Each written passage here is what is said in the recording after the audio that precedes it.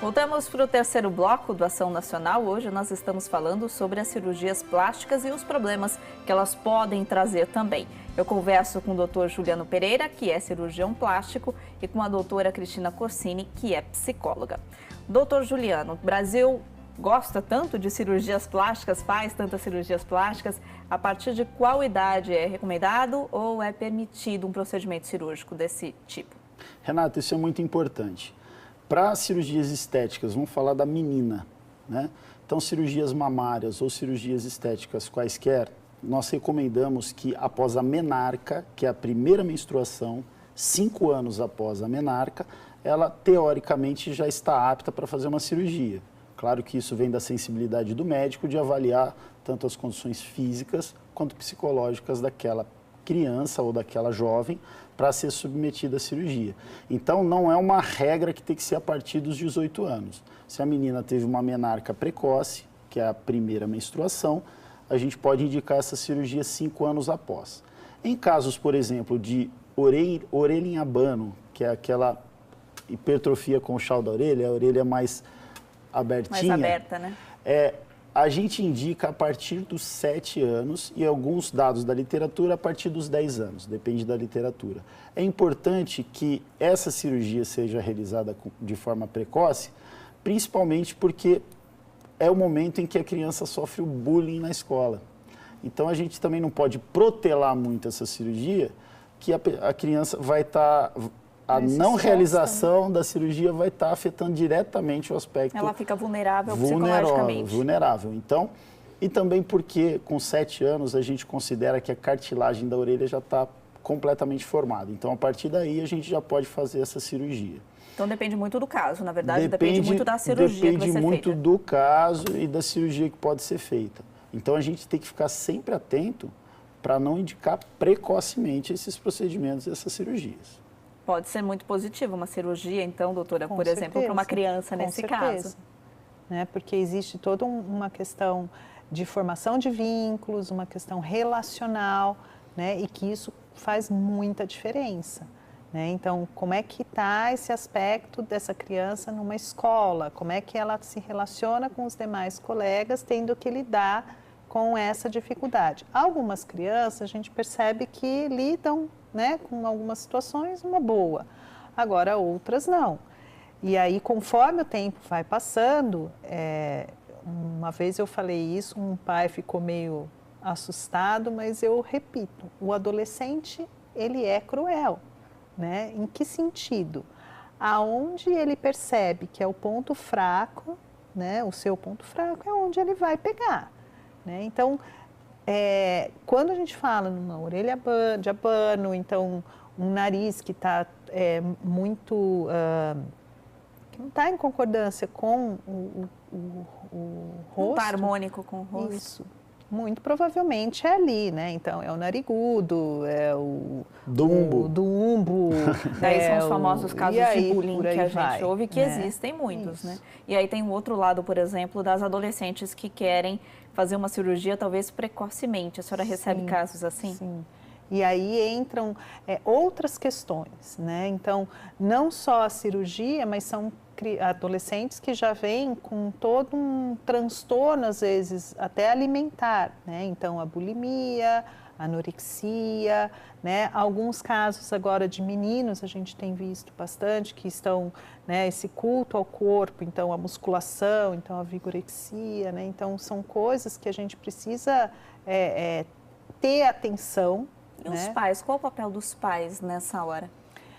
Eu falo que é o papel da família e também da escola, né? Acho que é essa parceria, porque muitas vezes, principalmente o adolescente, né? A menina adolescente, a mãe vai lá, coloca o lanche para ela comer, né?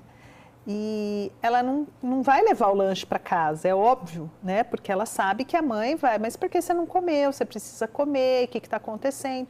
Então, o que ela pode fazer? Ela pode simplesmente jogar no lixo da escola, né? E, comeu o lanche, comi, estava bom, nossa, estava uma delícia. Mas, na verdade, ela não está comendo nada, né? Então, são coisas, por isso que eu falo da importância dessa parceria. E é lógico que não é só o lanche que ela não está comendo, mas é também o lanche. Então, a mãe É perceber de uma forma que tem alguma geral coisa em ali, casa, né?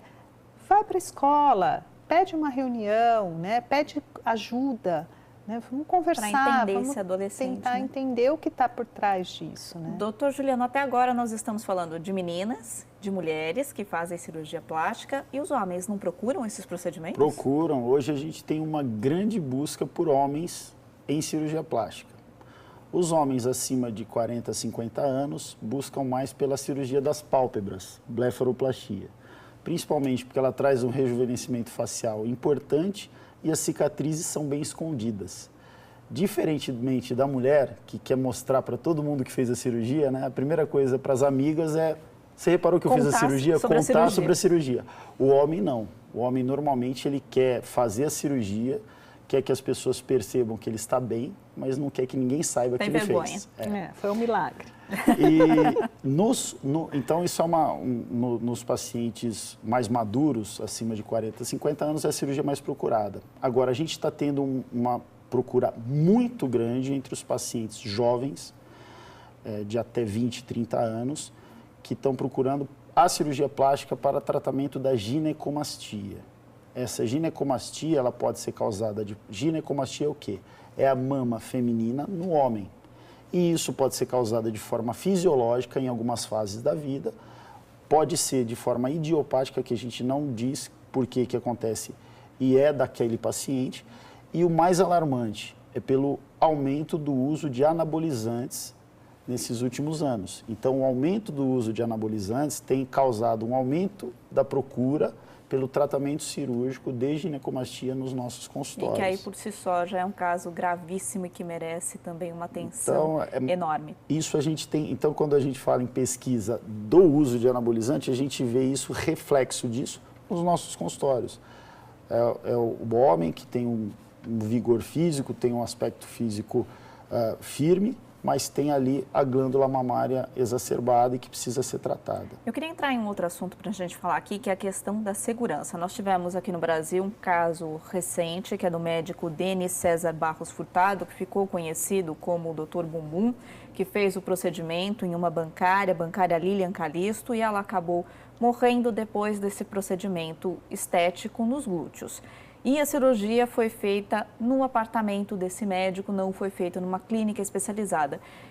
Isso é um perigo, doutor. Nunca uma cirurgia deve ser feita fora de uma clínica, com segurança, com todo o equipamento e os profissionais adequados. Perfeito, Renata. Esse caso alarmou bastante a Sociedade Brasileira de Cirurgia Plástica, a qual faço parte, o nosso Departamento de Cirurgia Plástica da Sociedade de Medicina e Cirurgia. O que é importante numa segurança de uma cirurgia plástica? É que ela seja feita em local apropriado, como a gente falou da Agência Nacional de Vigilância Sanitária, Anvisa, com um profissional adequado. E, principalmente, não buscar, como a gente falou antes, soluções milagrosas para um problema.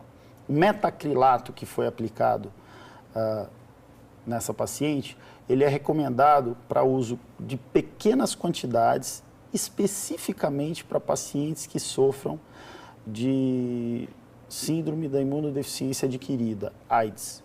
Então, até 3 ml, isso é o que recomenda. A Anvisa fez uma recomendação, o Ministério da Saúde fez outra recomendação. Então, isso é o que recomenda. Nos casos de aumento no glúteo, então, a paciente, para a gente esclarecer para a população, paciente que busca uma melhora do aspecto glúteo, como tratar? Não é fazendo aplicação de altas doses de metacrilato, não é essa forma. Podemos fazer com enxerto de gordura, que faz uma lipoaspiração, colhe-se a gordura, faz um enxerto e aumenta aquela região do glúteo. E com prótese de glúteo, apesar de muitas pessoas temerem, a gente tem próteses pequenas que melhoram o aspecto do glúteo, não fica um aspecto artificial, como as pessoas pensam. Há 2 décadas atrás, as próteses de glúteo eram muito artificiais, a pessoa percebia, por essas moças que se dizem mulher frutas, né? Então, mulher melão, né? As pessoas começaram a temer a prótese de glúteo por ficar um aspecto muitas vezes artificial. Hoje não. Hoje a gente pode fazer com uma prótese de silicone liberada pela Anvisa para o tratamento da região glútea com a maior segurança possível. E eu preciso deixar um dado aqui com os seus telespectadores é muito importante. Sempre que for fazer qualquer cirurgia plástica, entre no site da Sociedade Brasileira de Cirurgia Plástica, que é www.cirurgiaplástica.org.br. Você vai descobrir, vai ver se o médico que está se propondo a fazer a cirurgia, ele é cirurgião plástico mesmo. Então vamos repetir o site, vai aparecer na sua tela aí também para você ver, www.cirurgiaplástica.org.br. Ali a pessoa pode saber se o cirurgião plástico é credenciado à Sociedade Brasileira, à Sociedade Brasileira de Cirurgia Plástica. Todos os cirurgiões plásticos têm que estar associados à Sociedade Brasileira de Cirurgia Plástica. Um outro ponto é pelo CRM de cada estado. No estado de São Paulo, CREMESP. Então, entrando no site do CRM de cada estado, você vai ver se o médico ali está adaptado, está treinado para fazer uma cirurgia plástica. Então, seguindo esses passos, você tem uma menor chance de ter complicações temerárias, que foram divulgadas, as complicações que foram graves, como a morte de uma paciente. Mas nós temos lesões corporais importantes, assimetrias, e o principal desse caso, que é o metacrilato, a gente não tem previsibilidade sobre o que ele pode causar na paciente. Então, temos maior dificuldade para retirar o produto. Digamos que o produto tem mais dificuldade, porque ele está espalhado pelo subcutâneo da paciente, pela gordura da paciente. É diferente no caso de uma prótese. Raramente podemos ter complicações em prótese, uma infecção, uma rejeição, que o povo fala. Pode ter, só que a gente retira a prótese por inteiro, dentro da cápsula que ela tem. É mais seguro. É mais seguro do que a gente fazer uma infiltração. E só mais um detalhezinho importante, não confundir o PMMA, que é o metacrilato, com o ácido hialurônico. O que é o ácido hialurônico? É o que a gente utiliza para fazer preenchimentos faciais. Então, o ácido hialurônico é um ácido que já está presente na nossa constituição do nosso corpo. Então, ele foi trabalhado para fazer isso e ele é reabsorvível. A chance de dar problema é muito menor. Chance muito menor, porque o nosso corpo reconhece aquela substância. É diferente de uma substância cujo corpo não reconhece como sendo sua. Então, não é para temer fazer os procedimentos de preenchimento com ácido hialurônico das diversas marcas que existem, mas sim o PMMA tem que tomar, que é o metacrilato, tem que tomar bastante cuidado e ponderar isso com o seu médico e o seu cirurgião plástico. E fazer uma pesquisa bem feita também pelos sites aí que o doutor falou, antes de passar por qualquer procedimento estético ou cirúrgico. A gente vai para mais um intervalo, na volta tem mais conversa sobre cirurgia plástica, a gente volta já.